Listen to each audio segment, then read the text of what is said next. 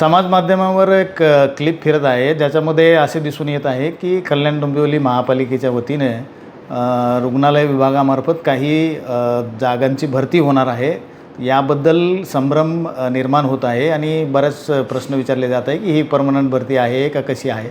तर मी सर्वांना कृपया या माध्यमाद्वारे क्लिअर करू इच्छितो की ही नॅशनल अर्बन हेल्थ मिशन जी सेंट्रल गव्हर्नमेंटची योजना आहे, त्याच्या अंतर्गत ही कॉन्ट्रॅक्च्युअल सर्व्हिसेसमध्ये घेतल्या जाणाऱ्या सेवांबाबतची जाहिरात आहे.